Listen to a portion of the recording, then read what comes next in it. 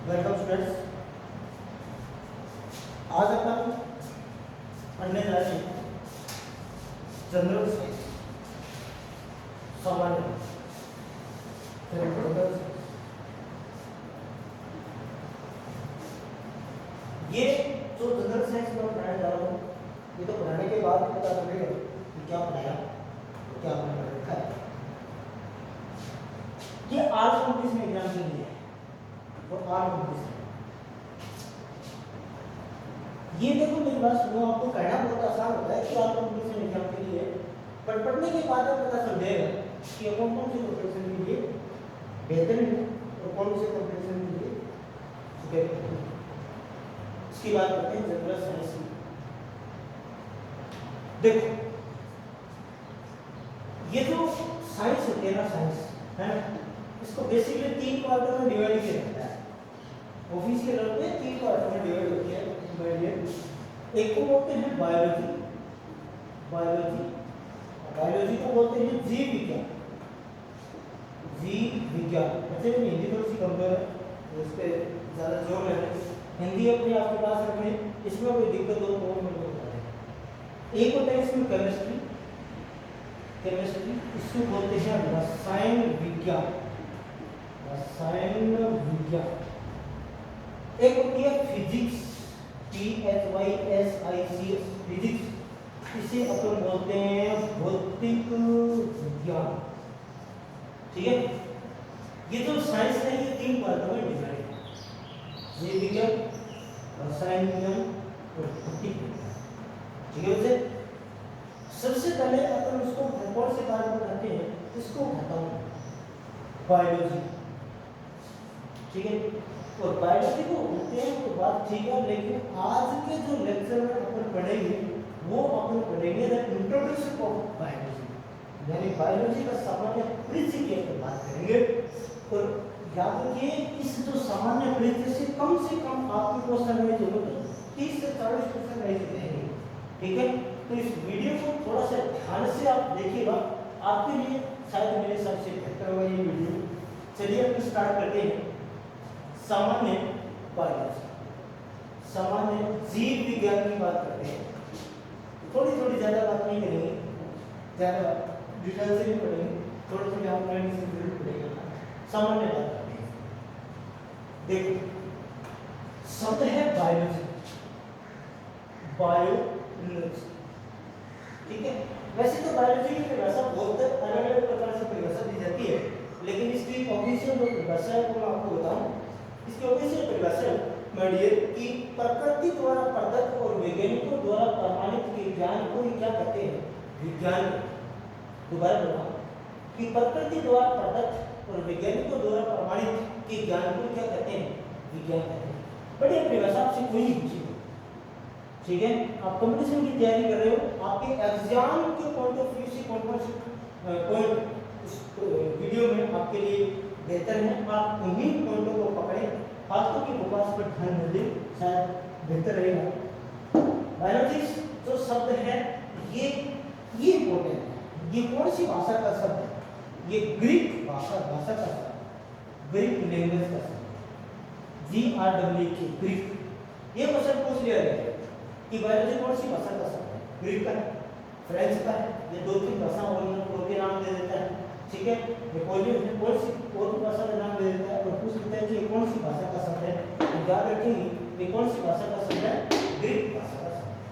चलो इसको है ना, सबसे पहले अपन एक काम करते हैं, इसको 2 भागों में विभाजित।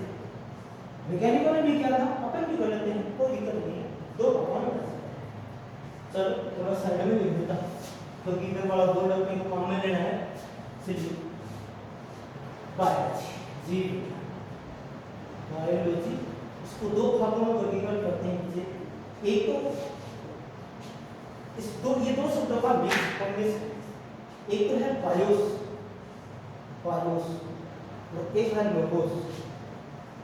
ठीक है, बायोस का मतलब होता है बच्चे लिविंग, इस पर ध्यान नहीं देना चाहिए। बायोस क्या है, लोगोस क्या है, आपको ध्यान नहीं देना है, ये सब आपके लिए फालतू की बातें हैं। ठीक है, पर आगे बताने के लिए इनको बीच में लेना पड़ता है, इनके बगल बड़ी बढ़ती नहीं है। इसका मतलब होता है लिविंग। इसका आपसे जरूर मतलब होना चाहिए कि लिविंग क्या है। तो याद रखिए ये होते हैं सजीव, ठीक है। और लोगोस, लोगोस का मतलब क्या होता है? स्टडी। स्टडी तो इसको बोलते हैं, स्टडी को क्या बोलते हैं? अध्ययन करते हैं। आप देख रहे हैं ना, अध्ययन ऐसे लिखते हैं। यानी सजीवों का जिसमें अध्ययन किया जाता है उसे अपन क्या कहते हैं? सीधी सी बात, बायोलॉजी कहते हैं। कोई नहीं पूछेगा अध्ययन ये वाला क्वेश्चन तो आपको करना नहीं है, ये बायो से लोगों से स्टडी अध्ययन है, इसको तो छोड़ो। आप इस पर ध्यान दो कि बायोस का मतलब क्या होता है? लिविंग। और लिविंग कौन होते हैं? सजीव। आप इसके बारे में बिल्कुल जानना चाहेंगे और इसके बारे में अपन जिक्र करेंगे कि लिविंग क्या चीज होती है। देखिए इससे बहुत अच्छा क्वेश्चन बनता है और अक्सर वो क्वेश्चन होता नहीं है और आपसे होगा, तो ये लिविंग टॉपिक है, मैं करवाऊंगा, करवाने के बाद में क्वेश्चन दूंगा और क्वेश्चन का आंसर आपको देना है और जो पढ़ाऊंगा ना उसी में से ही देना है, ठीक है। चलो बात करते हैं पर लिविंग, क्योंकि लिविंग क्या है? देखो सजीव, और सजीव किसको कहते हैं? इसका मतलब इसके कुछ एक लक्षण होंगे, सजीवों के लक्षण। तो बात हम मैं एक टॉपिक देता हूं, इसका नाम है सजीवों के लक्षण। सजीवों के लक्षण, सर सजीवों के लक्षण की बात करते हैं। तो देखिए बच्चे इसके लक्षण की यदि बात करते हैं तो इसका पहला लक्षण क्या होना चाहिए? रिप्रोडक्शन। रिप्रोडक्शन का मतलब क्या है?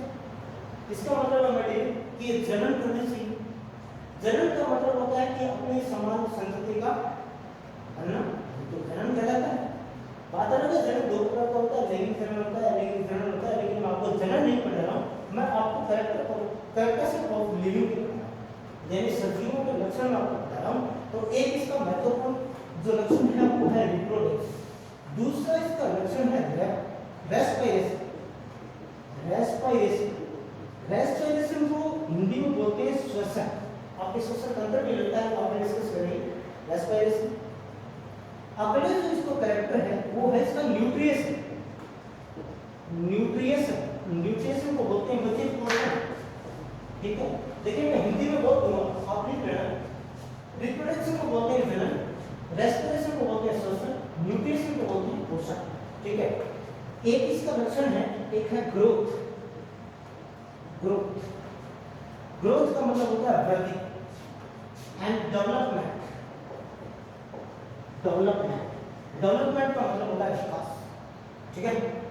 तो ये इसके कम से कम आपको इतने लक्षण तो पता होने चाहिए कि जो रिप्रोडक्शन जनन करे, जो रेस्पिरेशन करे, जो न्यूट्रिशन पोषण करे, जिसमें ग्रोथ हो और जो डेवलप करे वो उस, यदि ये सभी लक्षण जिसके अंदर होंगे उसको अपन आप में से क्या कह देंगे कि वो बिल्कुल लिविंग है, बिल्कुल सजीव। चलो अब इसी से रिलेटेड मैं आपको क्वेश्चन देता हूं, आया हुआ क्वेश्चन है, ठीक है। क्वेश्चन है कि निम्न में से सजीवों का लक्षण है, निम्न में से सजीवों का लक्षण, सजीवों का लक्षण है। मैं आपको ऑप्शन दे रहा हूं, number 1 reproduction, reproduction, number B है इसमें न्यूट्रिएशन, ठीक है। नंबर सी है इसमें ग्रोथ और नंबर डी है डेवलपमेंट, ठीक है। डेवलपमेंट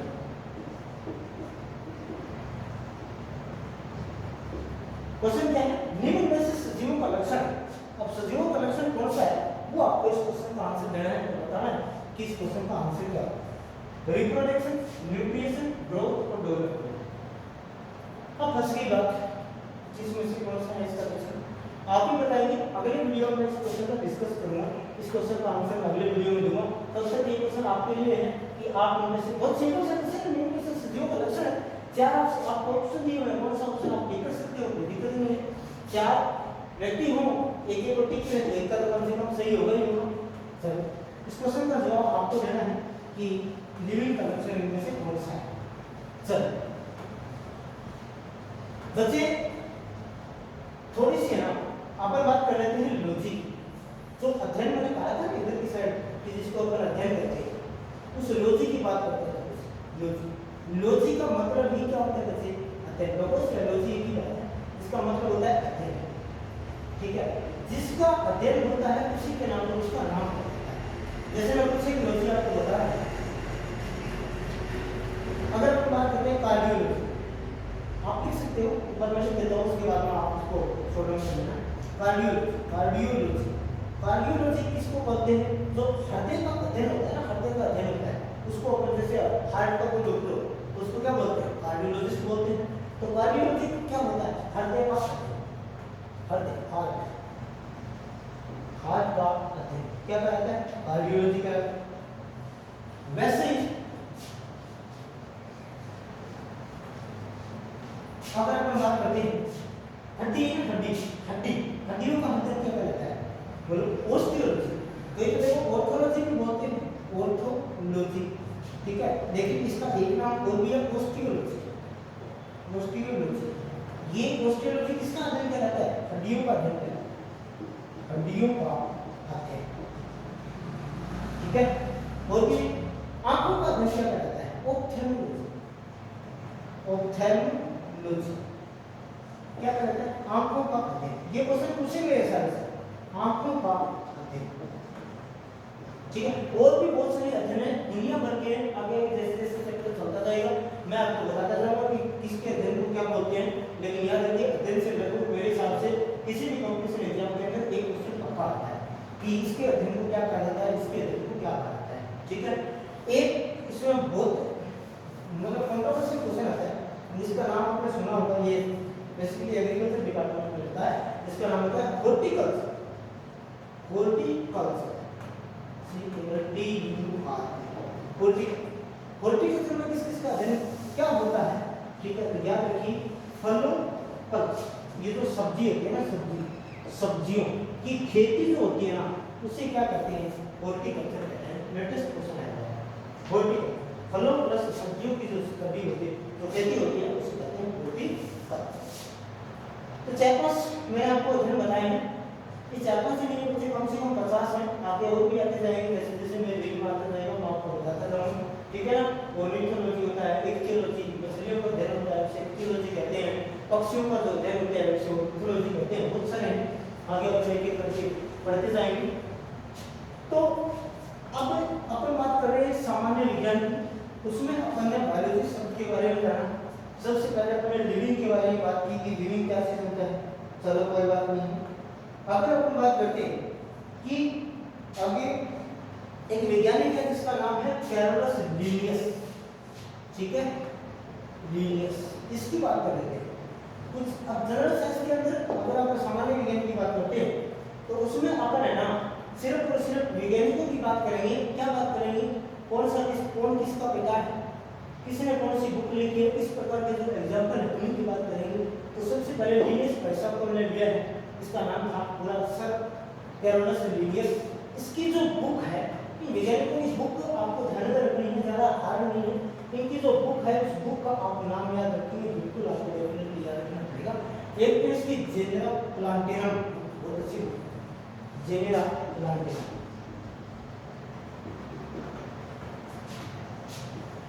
जेनेरा प्लांटेरम, ये लिनियस भाई साहब की बुक है, ठीक है। और लिनियस इसको है ना, इसको फादर ऑफ टैक्सोनॉमी कहा जाता है, father of taxonomy, father of taxonomy. Taxonomy को बच्चे हिंदी में बोलते हैं वर्गीकी, ठीक है। ये वर्गीकी शब्द सही है गलत है वो मुझे लिखना नहीं आता, देखना अपने हिसाब से। फादर ऑफ टैक्सोनॉमी, वर्गीकी का पिता, इसे कहा जाता है, लिनियस को कहा जाता है। इसकी एक तो बुक है जेनेरा प्लांटेरम, आप इसको ध्यान में रखेंगे। इसको कहा जाता है फादर ऑफ टैक्सोनॉमी, ये यानी वर्गीकी का क्या है? पिता। लेकिन इसको एक नाम और भी एक चीज होता है फादर है, वो क्या है? बाइनोमियल नोमेनक्लेचर, जंतुओं का वर्गीकरण करने वाला सबसे जो पहला वैज्ञानिक था वो कौन था? Carolus Linnaeus. यानी अपन क्या कहेंगे कि जंतुओं का सबसे पहले वर्गीकरण को इंग्लिश में बोलते हैं क्लासिफिकेशन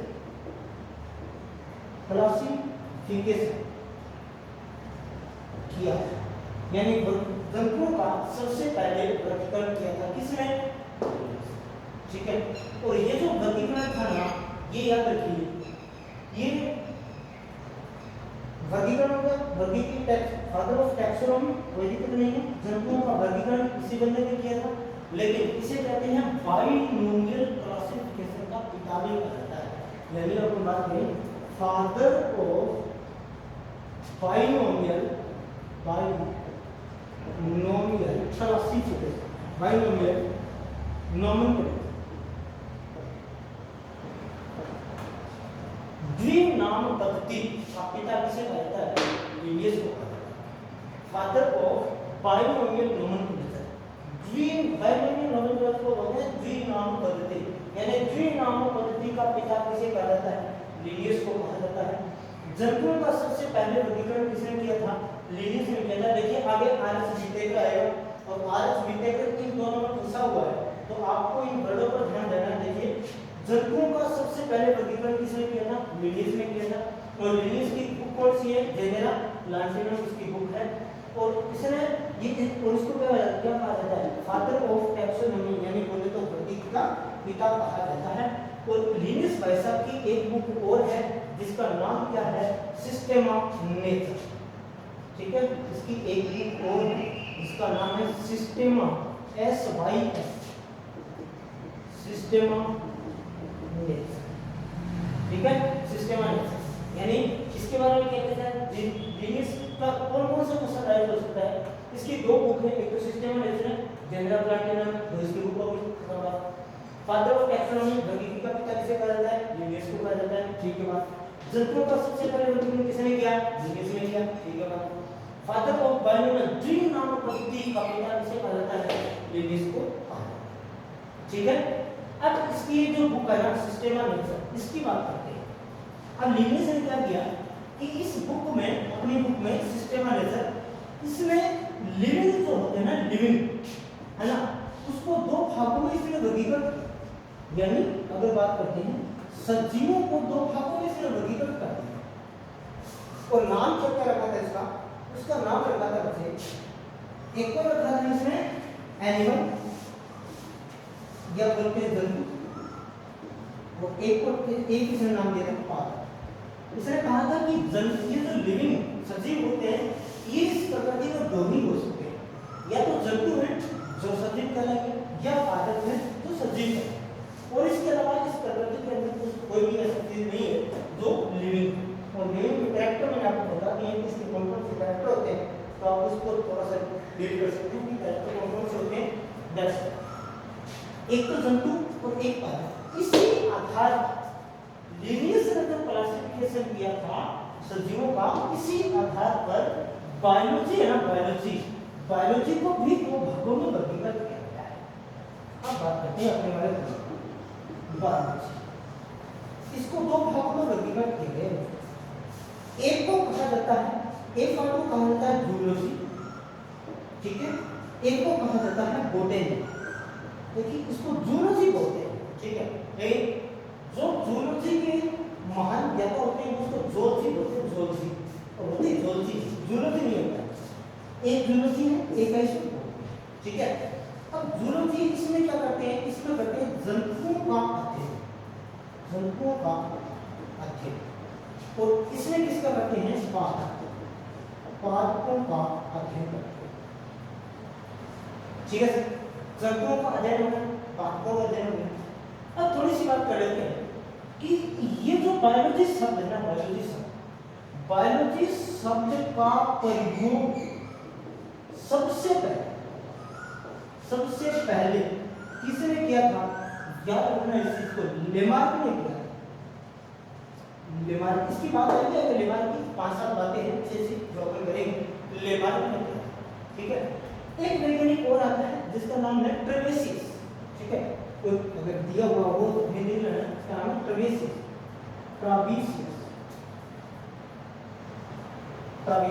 ठीक है। बायोलॉजी शब्द का प्रयोग करने वाले सबसे महान वैज्ञानिक और सबसे पहले वैज्ञानिक कौन है? लेमार्क है। उसके बाद में कौन है? ट्रेवेसियस। देखिए लेमार्क और कई बुकें लिखते हैं कि लेमार्क और ट्रेवेसियस दोनों यानी बायोलॉजी शब्द का प्रयोग करने वाले दोनों वैज्ञानिक हैं, लेमार्क और ट्रेवेसियस। लेकिन रियल में क्या था कि लेमार्क ने पहले इस बायोलॉजी शब्द का प्रयोग कर लिया था और उसके 10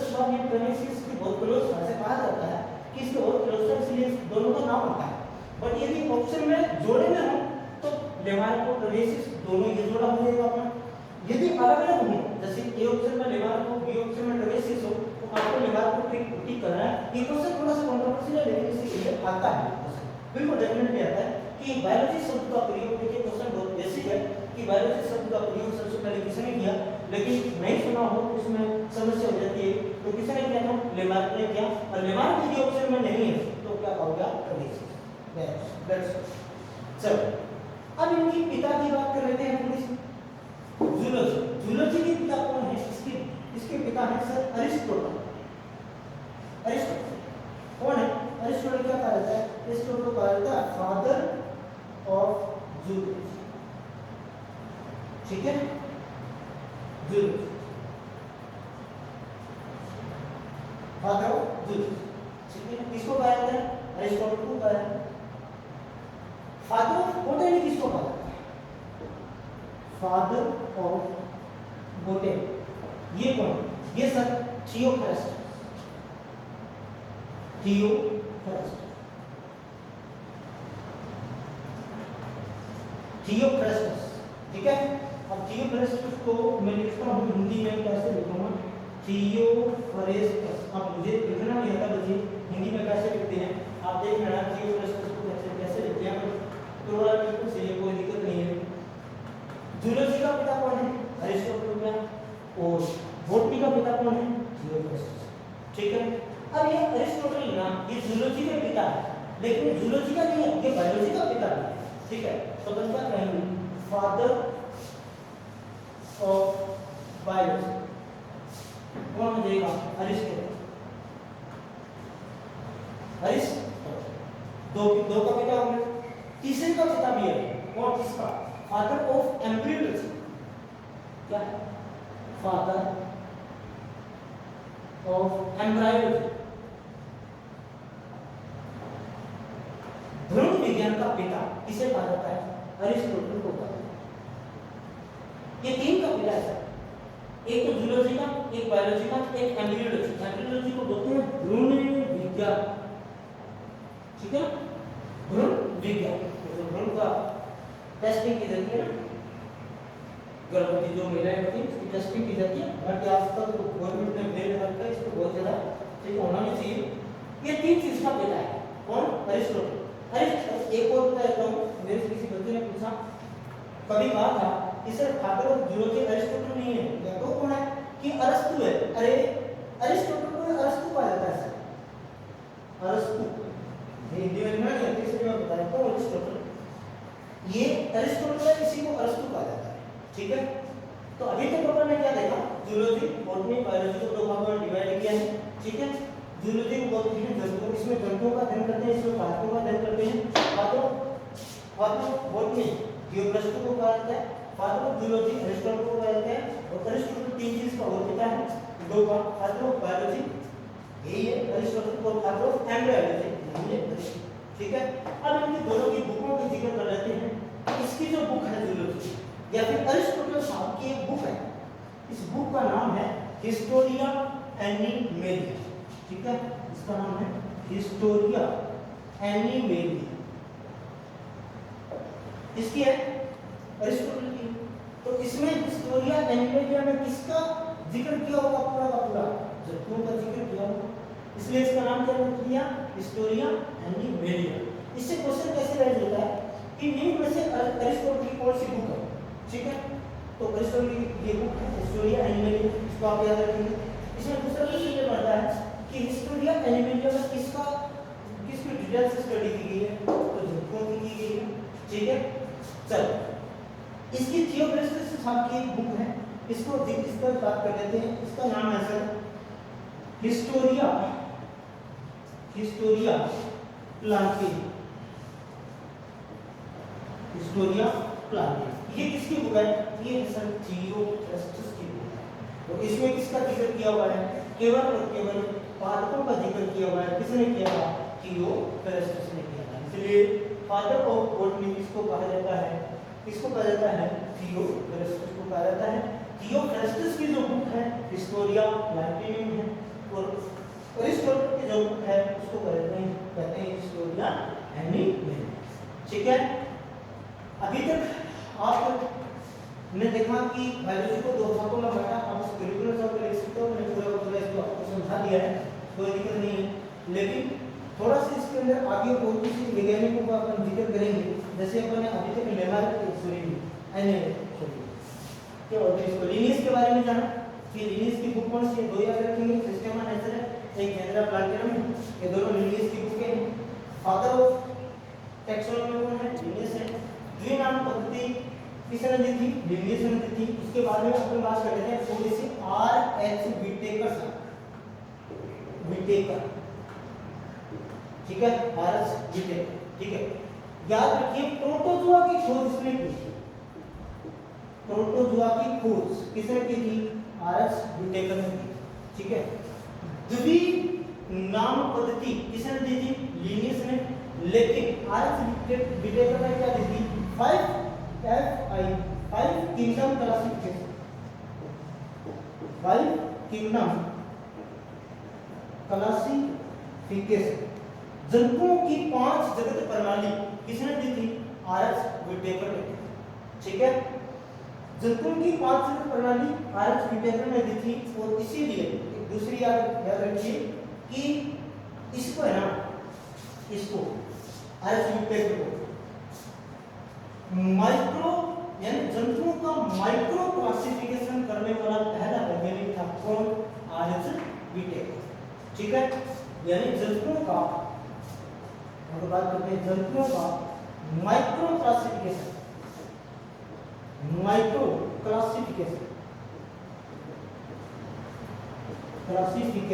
करने वाला पहला वैज्ञानिक कौन था, आर.एच.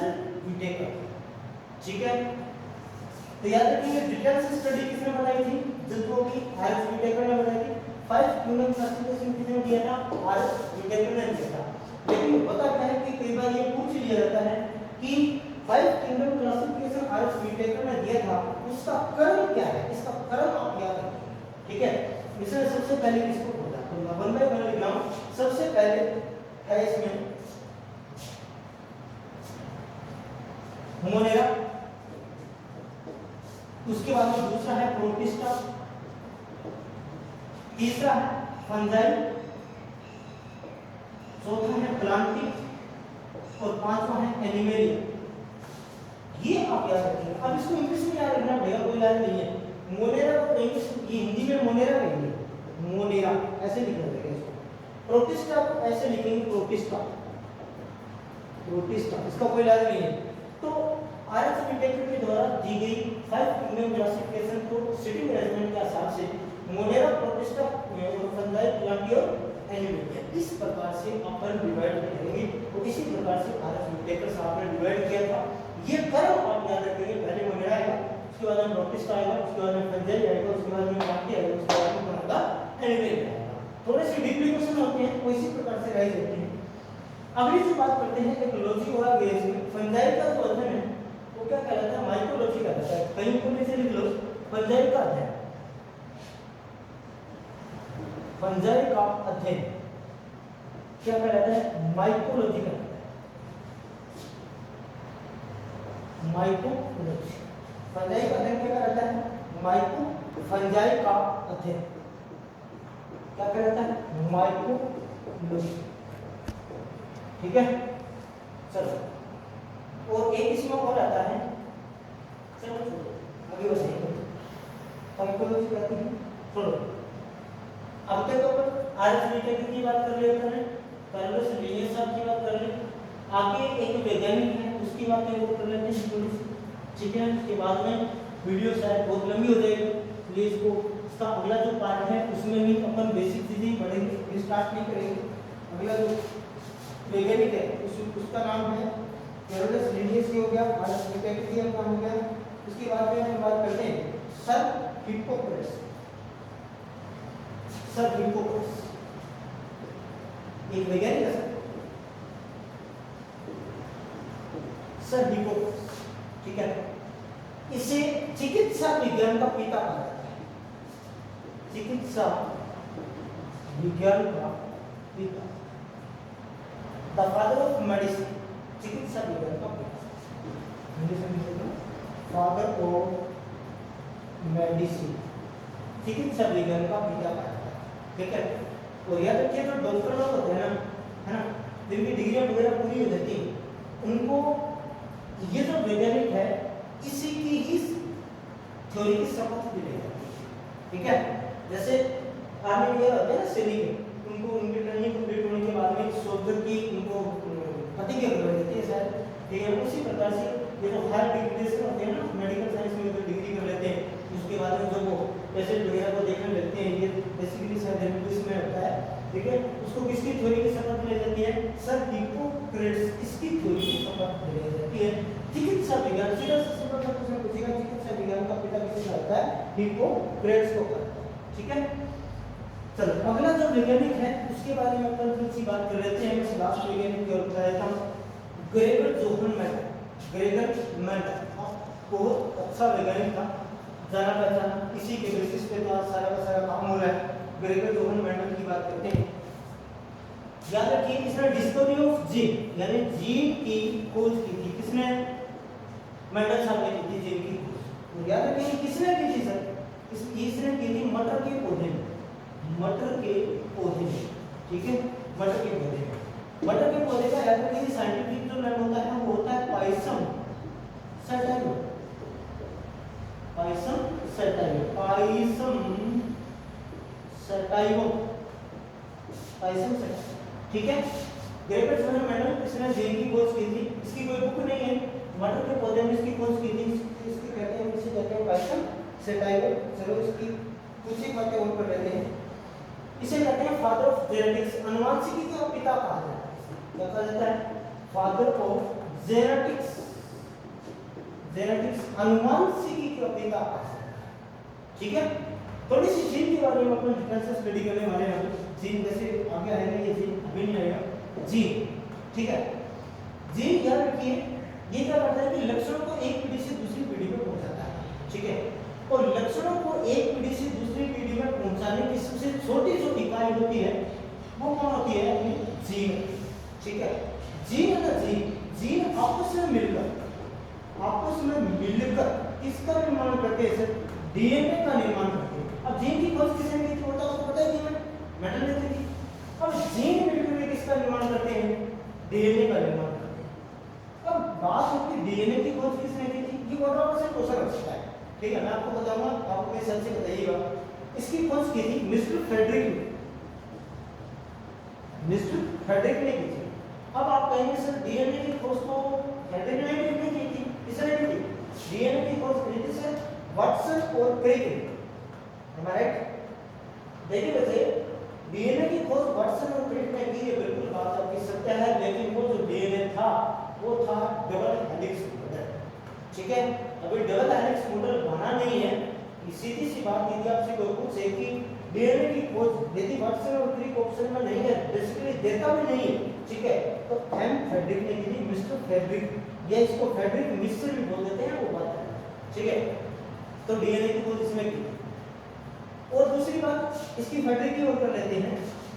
इसकी एक बात और बता देता हूं आपको, जेनेटिक कोड आपने नाम सुना होगा, आनुवंशिक कोड, थोड़ा सा हट के बताता हूं, कोने में बात करते हैं। आनुवंशिक कोड, ठीक है, क्या होते हैं? एडेनिन, गुआनिन, थाइमिन और साइटोसिन होते हैं।